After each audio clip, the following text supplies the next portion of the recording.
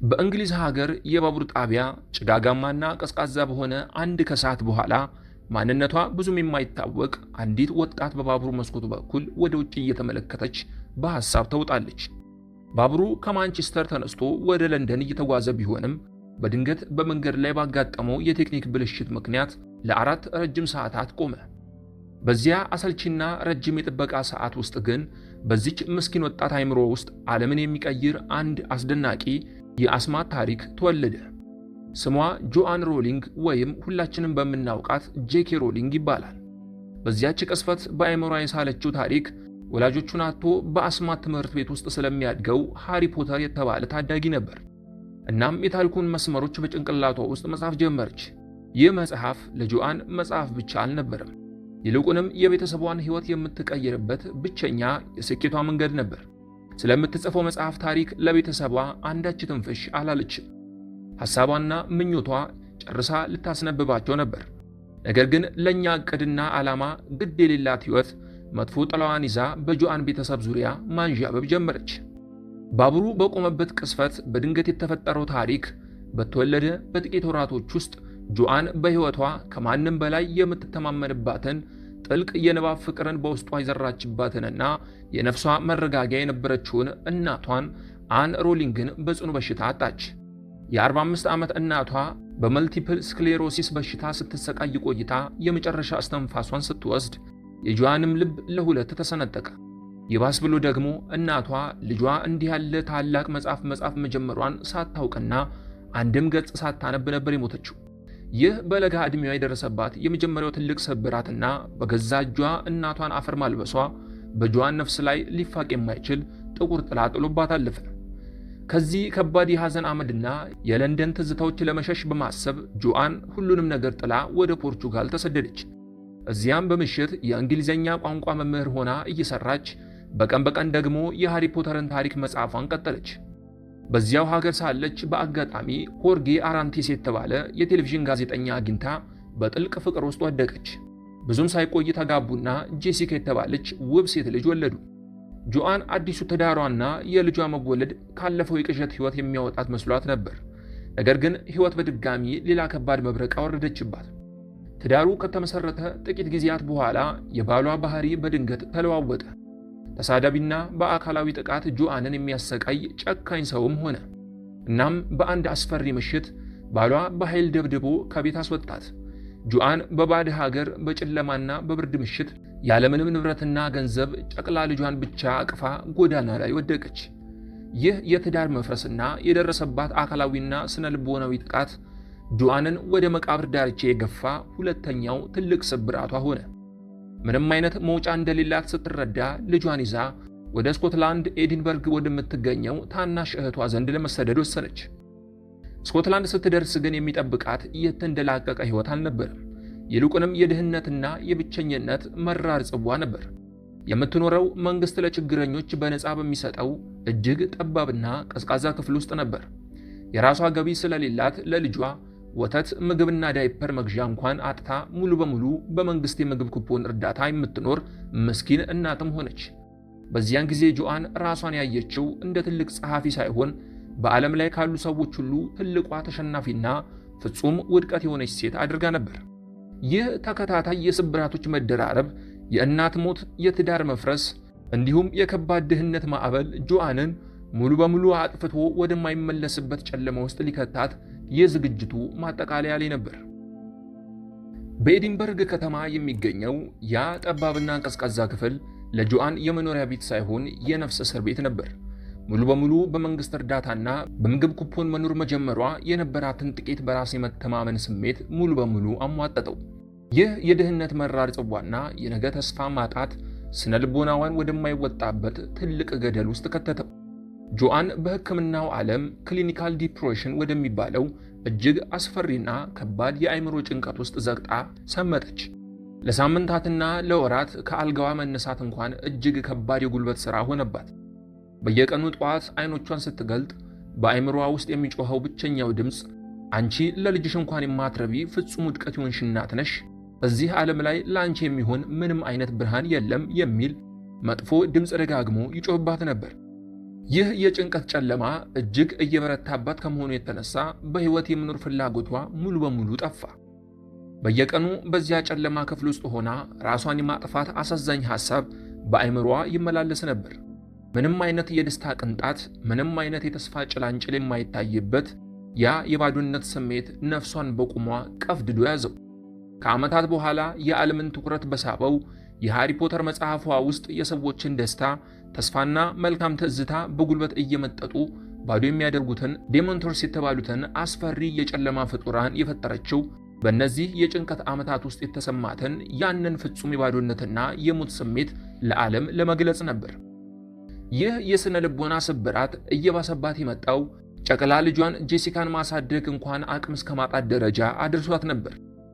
ጆአን ልጇን በጋሪ ይዛ ወደ ሐኪም ቤት በመሄድ የውስጧን ስቃይ አዋይታ የሥነ ልቦና ሕክምና እርዳታ ወይም ቴራፒ መውሰድ ብትፈልግም አቅም ግን ስላልነበራት ያንን ማድረግ አልቻለችም። ማንኛውም ተራ ሰው በዚህ ደረጃ ተሰብሮ በድህነት ተደፍቶና ራሱን የማጥፋት አፋፍ ላይ ሆኖ ሕይወቱ ሊያበቃ ይችል ነበር። የጆአንም ነፍስ በአልጋ ላይ ተኝታ ከዚህ በላይ የምትራመድበት ምንም አይነት ጉልበት ያላት አይመስልም ነበር። ነገር ግን ይህ ከባድ ጨለማ ውድቀቷ የሚያበቃበት ሳይሆን በውስጧ የተደበቀውን ሌላ ትልቅ ምርጫ የምታደርግበት የታሪኳ መታጠፊያ መስመር ለመሆኑ እየተቃረበ ነበር። በዚያ ፍጹም ጨለማና ራሷን የማጥፋት ሐሳብ በነገሰበት የነፍስ እስር ቤት ውስጥ ሆና ጆአን አንድ ምሽት ወደ ጨቅላ ልጇ ወደ ጄሲካ ተመለከተች። ወዲያውም ባየችው ነገር ደነገጠች። ልጇን እስከ ዛሬዋ ምሽት ድረስ በትኩረት ልብ ብላ እንዳላየቻት ያሳበቀ ሁኔታ ነበር። ልጇ ሰውነቷ ከስቶ የራሷ ልጅ አትመስልም ነበር። መልኳ ተቀየረባት። ይህን ጊዜ የሆነ አንዳች ኃይል ሰውነቷን ወረረው። እኮ እኔ በሕይወት እያለሁ ነው ልጄ እንዲሆነችው እነዚህ አልጋ ላይ ተኝቼ እጄን ከሰጠው ይህች ምንም የማታውቅ መስኪን ልጄ ሕይወቷ ምን ሊሆን ነው? እሷስ እንደኔ በድህነትና በተሸናፊነት መኖሪያ ውስጥ እንድታድግ እፈቅዳለሁ የሚለው ጥያቄ በውስጧ እንደ መብረቅ ብልጭ አለ። ያኔ ነው ጆአን ታላቅ ምርጫ ያደረገችው። ያ ያጋጠማት ከባድ ውድቀት፣ የድህነት ስቃይና የጭንቀት ማዕበል በውስጧ የተደበቀውን እውነተኛ ማንነቷንና የመጨረሻውን የጽናት አቅሟን አውጥታ እንድትታገል የሚያደርጋት መራር መምህር መሆኑን ተረዳች። ራሷን መርዳት ባትችል እንኳን ለልጇ ስትል የሆነ ነገር ማድረግ እንዳለባትና ከአመዱ በላይ ለመነሳት ቆርጣ ተነሳች። ጆአን ካለችበት የጭንቀት አልጋ ላይ ቀና አለች። በኪሷ ውስጥ የነበራትን ብቸኛ ተስፋ ያችን የድሮ የጽሕፈት መኪናዋን ታይፕራይተር እናም ጥቂት ወረቀቶችን አነሳች። ነገር ግን በቤቷ ውስጥ ብርዱን የምታሸንፍበት ማሞቂያ ወይም ሂተር ስለሌለና ክፍሏ ለልጇም ለእሷም እጅግ ስለሚቀዘቅዝ ሌላ ዘዴ መፈለግ ነበረባት።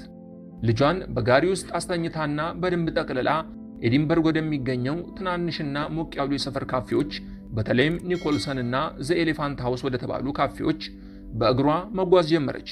ልጇ በጋሪ ውስጥ በካፌው ሙቀት ስትተኛ ጆአን በአንድ ሲኒ ርካሽ ሻይ ወይም ቡና ሰዓታትን እያሳለፈች በአእምሮዋ ውስጥ የነበረውን የሃሪ ፖተርን አስማታዊ ዓለም በወረቀት ላይ ማፍሰስ ጀመረች።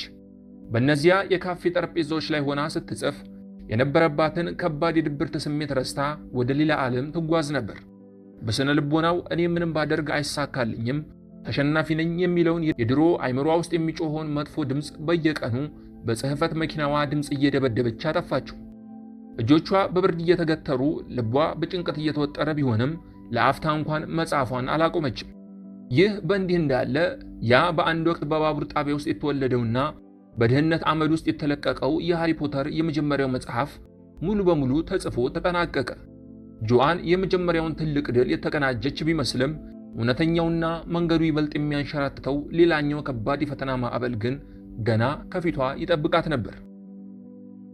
የሃሪ ፖተር የመጀመሪያው መጽሐፍ የእጅ ጽሑፍ ማኑስክሪፕት ሙሉ በሙሉ ተጠናቆ በጆአን እጆች ላይ አረፈ። ያ የተበላሸች የጽሕፈት መኪና ያወጣቻቸው ወረቀቶች፣ በካፌዎች ውስጥ በለቅሶና በብርድ የተጻፉት ምዕራፎች አሁን ለአንባቢያን ለመድረስ ዝግጁ ነበሩ። ጆአን ይህ መጽሐፍ ከድህነት መውጫዋና ለልጇ የተሻለ ሕይወት መስጫዋ እንደሆነ በጽኑ ታምን ነበር። ነገር ግን ታሪኩን ለዓለም ለማሳየት ወደፊት ስትራመድ የገጠማት የሕይወት ፈተና ከድህነቱ የከፋና ማንኛውንም ሰው ሙሉ በሙሉ ከአፈር የሚደባልቅ ነበር። መጽሐፉን በራሷ ማተም ስለማትችል ወደ ተለያዩ የሥነ ጽሑፍ ወኪሎችና የአሳታሚ ድርጅቶች በፖስታ መላክ ጀመረች። ነገር ግን ውጤቱ ፍጹም ተስፋ የሚያስቆርጥና ልብ ሰባሪ ነበር። የመጀመሪያው አሳታሚ ገጾቹን ገለጥ ገለጥ አድርጎ ይህ ለልጆች የሚሆን ታሪክ አይደለም፣ አይሸጥም በሚል ቁልጭ ባለ ጽሑፍ ውድቅ አደረገባት። ጆአን ልቧ ቢሰበርም ተስፋ ሳትቆርጥ ወደ ሁለተኛው ሄደች። እሱም በሩን ዘጋባት። ሶስተኛው፣ አራተኛው፣ አምስተኛው እያለ የመከራው ሰንሰለት ቀጠለ። ሙሉ በሙሉ 12 ታላላቅ የአታሚ ድርጅቶች መጽሐፏን በተከታታይ ውድቅ አደረጉባት።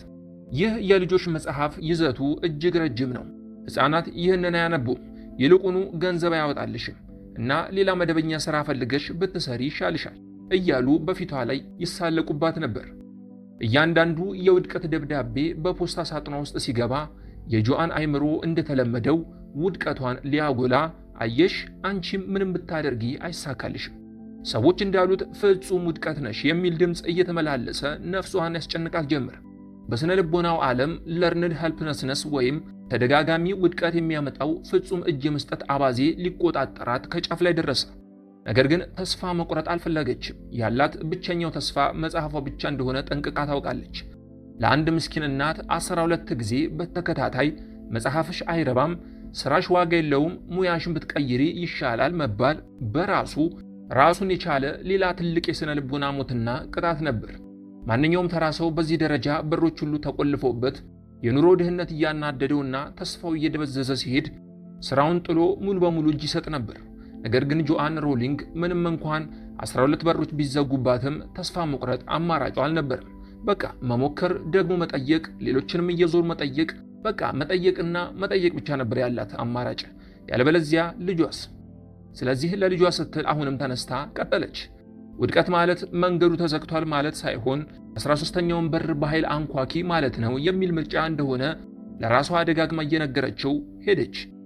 መጽሐፉን ከማንም በላይ ታምንበት ስለነበር የ12ቱን ድርጅቶች የውድቀት ማዕበል ተቋቁማ ያንን ሰባራ ስሜቷን አጥብቃ ይዛ 13ኛውን በር ለማንኳኳት የመጨረሻውን እርምጃ ተራመደች። ይህ ውሳኔዋ በዓለም ታይቶ የማይታወቅ የመጀመሪያው ታላቅ ተአምር ለመሆን ጥቂት ቀናት ብቻ ቀርተውት ነበር። ጆአን ያንን 12 ጊዜ ውድቅ የተደረገውን የእጅ ጽሑፍ ይዛ 13ኛውን በር አንኳኳች። ይህ በር ብሉምስበሪ የተባለ አንድ ትንሽና ብዙም የማይታወቅ አታሚ ድርጅት ነበር። ይሁንና ድርጅቱ መጽሐፉን ገለጥ ገለጥ አድርጎ አየውና አንገራገረ። ከዛም ይህ መጽሐፍ መታተም ያለበት አይመስለኝም፣ ልጆች እንደዚህ አይነት መጽሐፍ አያነቡም አላት። ጆአንም የሰውየውን ማንገራገር አይታ እባክህ አንድ ዕድል ብቻ ስጠኝ፣ መጽሐፉን እቤትህ ውሰደውና በደንብ ተረጋግተህ እየው፣ ከዛም የፈለግከውን በለኝ አለችው። እሱም ቤቱ ያለችውን ልጅ አሰበና በቃ እሺ አይቼው መልሴን አሳውቅሻለሁ አላት። የአታሚው ድርጅት ሊቀመንበር የሆነው ኒውተን መጽሐፉን ወደ ቤቱ ይዞት ሄዶ ለ8 ዓመት ሴት ልጁ ለክሊክስ ሰጣት። ልጅቷ የመጀመሪያውን ምዕራፍ አንብባ ስትጨርስ ወዲያውኑ ወደ አባቷ እየሮጠች በመሄድ አባዬ ይህ እጅግ ድንቅ መጽሐፍ ነው፣ እባክህ ቀጣዩን ክፍል አሁኑኑ እንድታነብልኝ እፈልጋለሁ ስትል ተማጸነችው። የዚች የ8 ዓመት ሕፃን ልጅ ምርጫ የጆአን ሮሊንግን ሕይወት ብቻ ሳይሆን የዓለምን የሥነ ጽሑፍ ታሪክ ለዘለዓለም የቀየረ የመጀመሪያው ትልቅ አጋጣሚ ሆነ። በመጨረሻም በ1997 ዓመተ ምህረት ሃሪ ፖተርና የጠንቋዩ ድንጋይ የተባለው የመጀመሪያው መጽሐፍ በትንሽ እትም ታትሞ ወደ ገበያ ወጣ። ከዚያ በኋላ ግን በሰው ልጅ ታሪክ ታይቶ የማይታወቅ ማንም ሊገምተውና ሊያልመው የማይችለው ታላቅ የድል ማዕበል መላውን ዓለም አናወጠው። መጽሐፉ በወጣ በጥቂት ወራት ውስጥ በሚሊዮኖች የሚቆጠሩ ኮፒዎች ተሸጡ። ሕፃናትም ሆኑ አዋቂዎች መጽሐፉን ለመግዛት በየመደብሩ ደጃፍ ላይ ረጅም ሰዓታትን በሰልፍ ማሳለፍ ጀመሩ። ታሪኩ ከተጠበቀው በላይ እየገሰገሰ ሄዶ ወደ 7 ተከታታይ መጽሐፍት አደገ። በመቀጠልም ወደ ታላላቅ የሆሊውድ ፊልሞች ተቀይሮ የዓለምን ሲኒማዎች በቁጥጥሩ ስር አዋለ። ያቺ ገና በልጅነቷ እናቷን ያጣች፣ በትዳሯ ተደብድባ የተባረረች፣ በክሊኒካል ዲፕሬሽን ጨለማ ውስጥ ራሷን ልታጠፋ የደረሰችው ምስኪን እናት በሰው ልጅ ታሪክ ውስጥ በመጽሐፍ አጻጻፍና በድርሰት ብቻ የመጀመሪያዋ ቢሊዮነር ለመሆን በቃች። ጆአንም ከድህነት ተርታ ወጥታ በዓለማችን እጅግ ተጽዕኖ ፈጣሪ ሴት ለመሆንም በቃች። ታሪክ ተቀየረ። በትዕግስትና በጽናት የቆየችው ሴት ትልቁን ከፍታም ማየት ቻለች። ውድ ተመልካቾቼ ከጄኬ ሮሊንግ እውነተኛ የህይወት ታሪክ በስተጀርባ ሁላችንም በየቀኑ ልንይዘው የሚገባ አንድ እጅግ ድንቅ የሆነ የህይወት ምስጢር አለ። እሱም ሰዎች ወይም ሁኔታዎች ስለናንተ የሰጡት ፍርድ የናንተ እውነታ ሊሆን የሚችለው እናንተ እውነት ነው ብላችሁ ስትቀበሉት ብቻ ነው። እስቲ አስቡት፣ ሮሊንግ ያንን መጽሐፍ ይዛ ስትጠይቃቸው የነበሩት 12ቱ ታላላቅ አሳታሚዎች ተራ ሰዎች አልነበሩ። በዘርፉ ሊቃውንት የሚባሉ የትኛው መጽሐፍ እንደሚሸጥና እንደማይሸጥ የሚያውቁ ገበያውን የተቆጣጠሩት ባለሙያዎች ነበሩ። እነሱ በተደጋጋሚ ያወረዱባት ፍርድ ምን ነበር? ይህ መጽሐፍ አይረባም፣ ገንዘብ አያወጣም፣ ሌላ መደበኛ ሥራ ፈልገሽ ስሪ የሚል ነበር። በእናንተም ሕይወት ውስጥ ልክ እንደዚህ አይነት አሳታሚዎች ሊገጥሟችሁ ይችላሉ።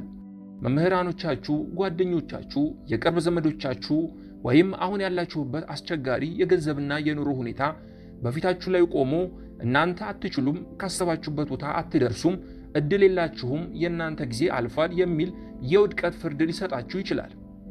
ነገር ግን ማወቅ ያለባችሁ ትልቁ እውነት እነሱ የፈለጉትን የመናገር ነፃነት ቢኖራቸውም እናንተም ያንን ፍርድ አምኖ የመቀበልም ሆነ ያለመቀበልም ሙሉ ምርጫና ነፃነት እንዳላችሁ አትርሱ።